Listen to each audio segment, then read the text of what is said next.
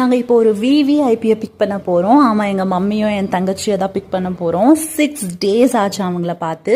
ஒரு கேர்ளாக இருந்து நானே இவ்வளோ சீக்கிரம் ரெடி ஆகிட்டேன். இந்த பாய்ஸ் வர வர ஏன் இவ்வளோ டைம் எடுக்கிறாங்கன்னு தெரியல. ட்ரெயின்லேருந்து லக்கேஜை கீழே இருக்கிறது கஷ்டம் அப்படின்னு சொன்னாங்க. சரின்னு நம்ம வந்து இவ்வளோ டிராஃபிக்கில் அடிச்சு பிடிச்சி எப்படியோ நம்ம போய் ரீச் ஆகிட்டோம்.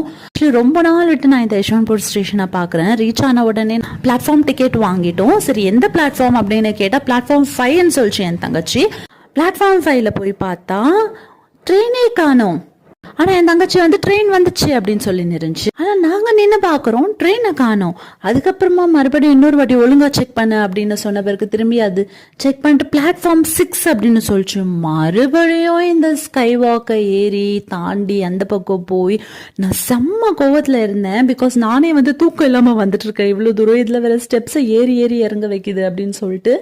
அண்ட் நாங்க போய் ரீச் ஆகிறதுக்குள்ள அவங்களே லக்கேஜ் எல்லாம் எடுத்து கீழே வச்சுட்டு இருந்தாங்க. அதுக்கப்புறமா சரின்னு நான் வந்து அந்த லக்கேஜ் எல்லாம் கேரி பண்ணின்னு இவங்களை வந்து கேப் ஏற்றி அனுப்பிச்சிட்டு நானும் ஹரியும் வந்து பைக் எடுத்துட்டு திரும்பி ரிட்டர்ன் வீட்டுக்கு வந்தோம். டப்புன்னு வீட்டுக்கு வந்து சேர்ந்துடலாம் அப்படின்னு பார்த்தா இவ்வளோ டிராஃபிக். அதில் வேற எங்கள் மம்மி பசி எடுக்குது, எனக்கு வந்து நான் இப்போவே யாரையாவது கட்சி சாப்பிட்ருவேன் அப்படி இப்படின்னு அவங்க கேபில் உட்காந்து மெசேஜ் பண்ணியிருந்தாங்க.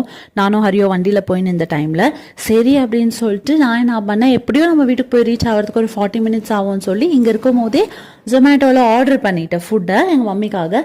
அப்படி இப்படின்னு நானும் ஹரியோ ஃபர்ஸ்ட் போய் ரீச் ஆகிட்டோம். அதுக்கப்புறமா மம்மியும் என் தங்கச்சியும் வந்து ரீச் ஆனாங்க. டெடி வந்து மம்மிக்காக வெயிட் பண்ணிட்டு இருக்கான்.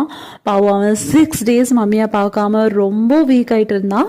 ஸோ மம்மி வந்து அவனுக்கு ஃபுல் குஷி ஆயிடுச்சு. ஆனால் எனக்கு ஒரே ஒரு கொஷன் என்னன்னா, இந்த பெட்டிக்குள்ளே என்ன இருக்குது அப்படின்றது தான், இந்த 2 பெட்டிக்குள்ளே என்ன இருக்குன்றது தான் எனக்கு ஒரே ஒரு கொஷன். ஸோ எனக்கு ஏதாவது வாங்கின்னு வந்திருப்பாங்களா அப்படின்ற ஒரு அல்ப ஆசை தான். ஸோ நான் வெயிட் பண்ணிட்டு இருக்கேன் இதை எப்போ ஓப்பன் பண்ணுவாங்கன்னு. ஸோ எனக்கு ஏதாவது அவங்க வாங்கிட்டு வந்திருந்தாங்கன்னா நான் கண்டிப்பாக நெக்ஸ்ட் வீடியோவில் சொல்கிறேன்.